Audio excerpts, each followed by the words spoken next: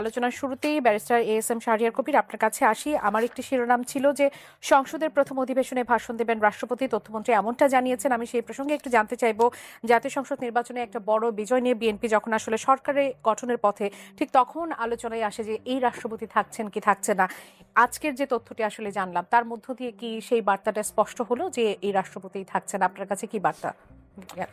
ধন্যবাদ আপনাকে। আপনার মাধ্যমে আপনার টিভি সমস্ত দর্শকদেরকে সালাম এবং শুভেচ্ছা, এবং আপনাদেরকে আসসালামু আলাইকুম রহমতুল্লাহ বারাকাতুহু।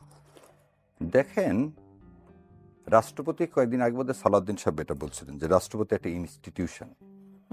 সো ব্যক্তি না, এখানে ইনস্টিটিউশন থাকবেন এবং ওনার মেয়াদ শেষ না হওয়া পর্যন্ত উনি থাকবেন, এটা বোধহয় মহাসচিব সাহেব বলেছেন। যদি দুইটা কথা ঠিক হয় তাহলে সালাউদ্দিন সাহেব এবং মহাসচিব সাহেব একটা বিরাট ভুল করে ফেলবেন।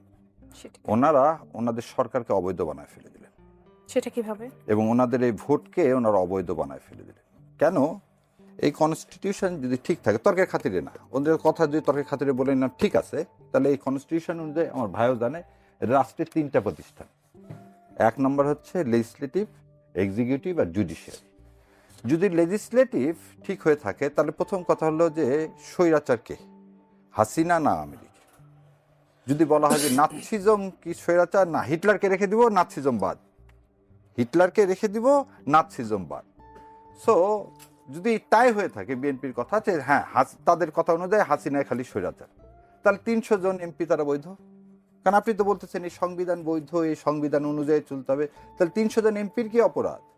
আপনি যদি 300 জন এমপির বিরুদ্ধে স্পেসিফিক কোনো এখন পর্যন্ত মানবতা যে ট্রাইব্যুনাল চলতেছে সেই ট্রাইব্যুনাল অনুযায়ী তো এখনো তার প্রমাণিত হয়নি, তাহলে একই দোষে যে এমপিরা যদি নির্দোষ হয় তাহলে রাষ্ট্রপতি নির্দোষ, আর এমপিরা যদি দোষী হয় রাষ্ট্রপতি দোষী। দ্বিতীয় একটা কথা, আপনি প্রধান বিচারপতি এবং 6 জন বিচারপতিকে কি জনগণের ইয়াতে তারা সরে গেলেন 6 তারিখে, পদত্যাগ করলেন না?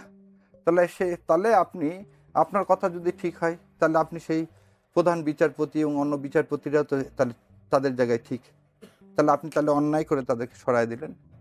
কথা সেখানে না, কথা হচ্ছে রাষ্ট্রপতিকে কেন আপনি রাখতে চাচ্ছেন? আপনি যে সংবিধানের দোহাই দিচ্ছেন সেই সংবিধানের কোন জায়গায় আপনি দুইটা প্রতিষ্ঠানকে মানলেন না, আর এক জায়গায় মানবেন কেন? তাহলে প্রধানমন্ত্রীও আছে 2029 সাল পর্যন্ত। আপনি হাসিনাকে বাদ দিয়ে ওই দল থেকে আরেকজনকে প্রধানমন্ত্রী নিয়োগ করতেন। হাসিনা ফ্যাসিস্ট, ভালো কথা, হাসিনাকে সরায় দেন, দিয়ে আরেকজনকে করতেন। মোস্তাক সাহেব করেনি, শেখ সাহেবের পরে মোস্তাক সাহেব রাষ্ট্রপতি হয়নি। তাহলে এই 300 জনকে নিয়ে আপনি তো এই কনস্টিটিউশনের মধ্যেই চলতে চাচ্ছেন। তাহলে আপনি ভোট করলেন কিভাবে? গণভোটের কথা না হলে রাখলাম, ভোট করলেন কিভাবে? আপনি ক্যাবিনেট গঠন করলেন কিভাবে 29 সালের আগে? তাহলে তার মানে হচ্ছে আমি আইনের প্রতি শ্রদ্ধাশীল না, এবং যেটাই বলি ইয়াটা আমার কি, তাল গাছটা আমার। শরীফ ভাই, আপনি এই বিষয়ে কথা বলতে চাইবেন কিনা? একই প্রসঙ্গ নিয়ে যদি আপনার কাছে কথা বলি, রাষ্ট্রপতি হওয়ার মতো বিএনপিতে 3-4 জন আছে, এমন কথা বলেছেন মির্জা ফখরুল ইসলাম আলমগীর। তিনি বলেছেন যে কিন্তু প্রশ্ন হচ্ছে এখনই রাষ্ট্রপতি নির্বাচনের আলোচনা কেন? সংবিধান অনুযায়ী বর্তমান রাষ্ট্রপতির মেয়াদ তো শেষ হয়নি। যেমনটি এএসএম শাহরিয়ার কবির তিনি বলছিলেন যে সংবিধানে যদি 300 এমপিকে রাখি, রাষ্ট্রপতিকে না রাখি, এই যে কন্ট্রাডিকশনটা তৈরি হচ্ছে, মানে এটা স্পষ্ট বার্তা আপনার কাছে কি আছে? ধন্যবাদ আপনাকে, ধন্যবাদ দর্শক শ্রোতা, আমার সাথে আলোচককে শুভেচ্ছা। বাংলাদেশে একটা গণ অভ্যুত্থান হয়েছে, এটি তো আর অস্বীকার করা যাবে না। গণ অভ্যুত্থানের পেছনে কতগুলো কারণ ছিল এবং কতগুলো প্রত্যাশাও ছিল। কারণের জায়গাটা কি? কারণের জায়গাটা হচ্ছে আমাদের দীর্ঘদিন নির্বাচিত সরকারের অনুপস্থিতি, ভোট ব্যবস্থাকে জালিয়াতির মধ্য দিয়ে শেষ করে ফেলা ইত্যাদি ইত্যাদি। যাকে সামনে রেখে আলোচনা করা হচ্ছে আমাদের রাষ্ট্রপতি, তিনি আওয়ামী লীগের হেরিটেজকে ধারণ করেন, এটি অস্বীকার করা যাবে না। এখন তিনি এখানে থাকবেন কি থাকবেন না, এটি প্রথমত তার একটা বিষয়। আবার রাজনৈতিক দল হিসেবে যেহেতু বিএনপি মেজরিটি পেয়েছে, আপনি এই ব্যাখ্যা, এই বক্তব্যগুলো আনতে পারতেন তখন, যদি আপনি 5 আগস্টের পরে আপনার যে সুযোগটা ছিল, আপনি সংবিধানকে স্থগিত করতেন, সংবিধানকে যদি বাতিল করতেন, তাহলে আপনি আপনার মতো করে গণঅভ্যুত্থানের স্পিরিটকে ধারণ করে আপনি এই জায়গাগুলোকে সেট করতে পারতেন। আপনি সেটি করেননি, এবং না করে আপনি গাছের উপরেরটাও খেতে চেয়েছেন, তলেরটাও কোড়াতে চেয়েছেন।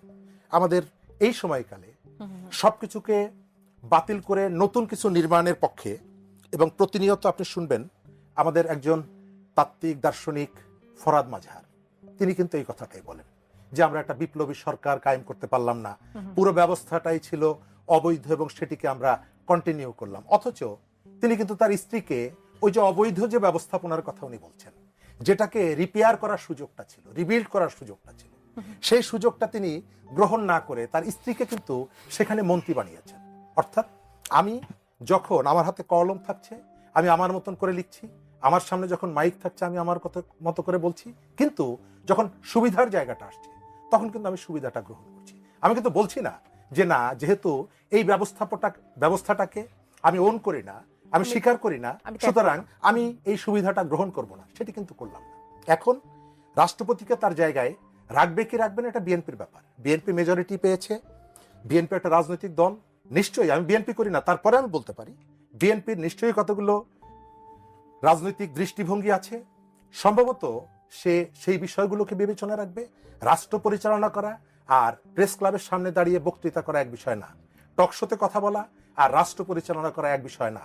নিশ্চয়ই যে দলগুলো যখন পাবলিকের সামনে আসে, নির্বাচনে আসে, তাকে অনেকগুলো দিক বিবেচনা করে কথা বলতে হয়, তার কর্মীদের সেন্টিমেন্ট, পাবলিকের সেন্টিমেন্ট, ভোটারের সেন্টিমেন্ট, এবং সেই কারণে অনেক সময় তার যে ফিলোসফিকে সে যে ওন করে সেই ফিলোসফির জায়গায়ও কখনো কখনো তাকে রিথিঙ্ক করতে হয়, তার এই জায়গাগুলোকে পরিবর্তন করতে হয়। সুতরাং বিএনপি ঠিক করবে সে কিভাবে রাষ্ট্র পরিচালনা করবে। আমি মনে করি যে পাবলিকের যেহেতু মেজরিটি সে পেয়েছে, জনসমর্থন সে পেয়েছে, সেই ঠিক করুক যে কিভাবে সে আগামীতে রাষ্ট্রটা চালাতে চায়। অসংখ্য ধন্যবাদ ব্যারিস্টার এস এম শাহরিয়ার কবি। আপনার কাছে আসি, ডেপুটি স্পিকারের যে প্রসঙ্গটি আছে সেখানে বিরোধী দলকে লিখিতভাবে প্রস্তাব দেওয়ার বিধান না থাকলেও জামাত ইসলামীকে এই প্রস্তাব দেওয়া হয়েছে। বিএনপির পক্ষ থেকে বলা হচ্ছে যেটি তাদের পক্ষ থেকে এক ধরনের উদারতা, এবং এই প্রস্তাব জামাতের উদারভাবে গ্রহণ করা উচিত বলে তারা মন্তব্য করেছেন। এই বিষয়টি নিয়ে আসলে কি বলতে চাইবেন? আচ্ছা, প্রথমে আমি ভাইয়ের সাথে একটু অ্যাড করতে চাই। ভাই বললেন যে গত 15 বছরে আমাদের ভোটের অধিকার কেড়ে নেওয়া হয়েছে, এবং এটা তো সর্বজন স্বীকৃত, এবং রাতের ভোট হয়েছে, ড্যামি ভোট হয়েছে, আমি তুমির ভোট হয়েছে, এবং এই আমি তুমির ভোটেরই কিন্তু নির্বাচিত এই রাষ্ট্রপতি। তাহলে আমি তুমি ভোটের যদি ধরে না তর্কের খাতিরে যে 24 সালের ভোট তো লেজিটিমেট না, সেই জন্যে তো আপনি ভোট করলেন গত 12 তারিখে, কারণ 24 সালের যে পার্লামেন্ট ইলেকশন সেটা আমি তুমি নির্বাচন, সেটা কি ভোটের অধিকার কেড়ে নেওয়ার নির্বাচন, সেটা হচ্ছে মনস্টারের নির্বাচন, সেটা হচ্ছে স্বৈরতন্ত্রের নির্বাচন। স্বৈরতন্ত্রের নির্বাচনের আন্ডারে যে রাষ্ট্রপতি নির্বাচিত হয়, সেই নির্বাচিত রাষ্ট্রপতি কিভাবে আপনি ধারণ করেন যে উনি আপনার রাষ্ট্রপতি? প্রথম জিনিস আরেকটা জিনিস বলি, এবারে যা কিছু সংগ্রাম হয়েছে, ভাই যেটা বললো সেটা হচ্ছে এই সংগ্রাম অভ্যুত্থান বিপ্লবের মূল স্পিরিটটা কি? জুলাই সনদ। সো জুলাই সনদে সাথে যে বিট্রে করবে তাই সে কি লেজিটিমেসি থাকে তার আর রাষ্ট্রপতি থাকার? দ্বিতীয় যে কথা বললেন, সংবিধান বাতিল করেননি, তাহলে সংবিধানের মধ্যে কোথায় অন্তর্বর্তী সরকার ছিল? এই কথাগুলো এখন আর তুলে লাভ কি? আপনি তো অন্তর্বর্তী সরকার মেনে নিচ্ছেন রে ভাই, আপনি তার আন্ডারে তো ভোট করছেন। রাষ্ট্রপতির ক্ষেত্রে কি সেটাই হতে যাচ্ছে যে রাষ্ট্রপতিকে নিয়ে আলোচনা করে আর আসলে লাভ নেই? যেহেতু বিএনপির পক্ষ থেকে, যেমন শরীফ ভাই বলছিলেন যে বিএনপি এখন নির্বাচিত হয়েছে, তারা আসলে এই ব্যাপারে সিদ্ধান্ত নেবে, কিন্তু বিএনপি তো মেনে নিয়েছে রাষ্ট্রপতিকে, তারা তাদের মেয়াদ পূর্ণ করতে দিতে চায়। এই জন্যই বললাম যে কেন ওই প্রথম দিনই ভোটের পরে বলছিলাম যে এখন তো সব দলিল দস্তাবেজ আসেনি, কেন বিএনপিকে মেজরিটি দেওয়া হলো, তার পিছনে একটা কারণ আছে, এবং সেই কারণটা হচ্ছে আপনাদের দস্তখত দিয়ে আসছেন এই সংবিধান চেঞ্জ করবেন না, জুলাই সনদ বাস্তবায়ন করবেন না, রাষ্ট্রপতিকে কোথায় দস্তখতটা আসলে এই দস্তখতটা দেওয়া হয়েছে, যেটা একদম ভোটের আগ থেকে বলে আসতেছি, কে আপনাকে দেশে ফিরতে দিতে চায়নি, কেন বলছিলাম আনন্দবাজার পত্রিকার কথা, তখন তো অনেকেই আমার উপর অনেক রাগ করছিলেন, তখন তো আমি এই 3টা স্পেসিফিক কথা বলেই বলছিলাম, সেটা তো আজ পর্যন্ত ক্লিয়ার করেননি। আজ পর্যন্ত তো ক্লিয়ার করেননি যে এই দস্তখতের কথা বললাম, যে সমঝোতার কথা বললাম, আপনি আমাকে বলেন যে আওয়ামী লীগকে যদি দলগতভাবে নিষিদ্ধ করেন, সে আওয়ামী লীগের রাষ্ট্রপতি থাকে কিভাবে?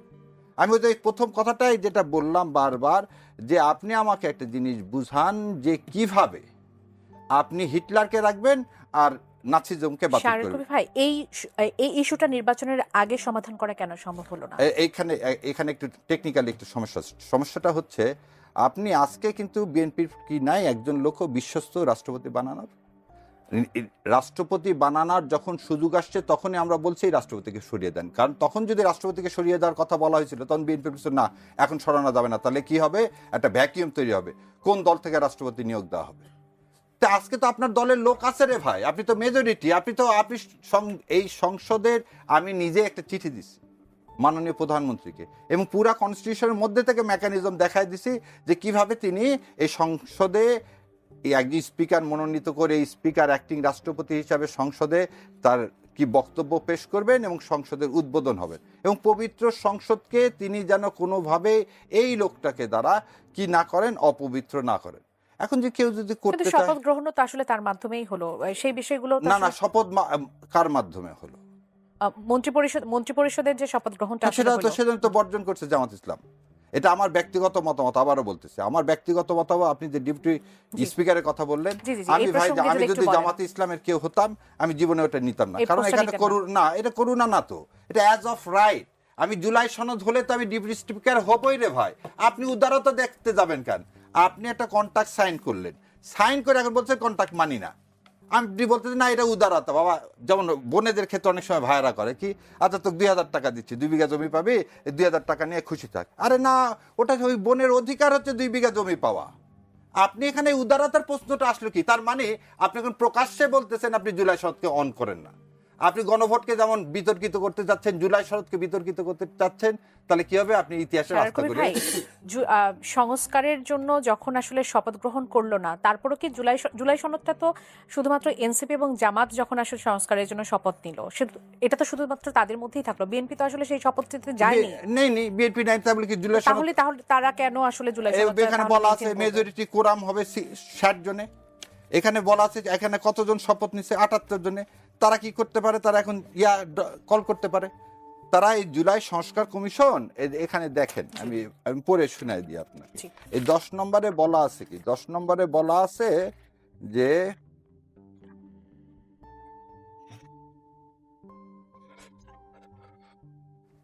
দেখেন যে 10-এ বলা আছে কি 60 জনে হবে কোরাম এবং সংখ্যাগরিষ্ঠ ভোটে হচ্ছে পাস হবে। জামাত সেটা করতে যাচ্ছে, জামাত ইসলাম, আমি বললাম যে আমি তো জামাত ইসলামের পার্লামেন্ট মেম্বার না। পার্লামেন্ট মেম্বারদের উচিত কি?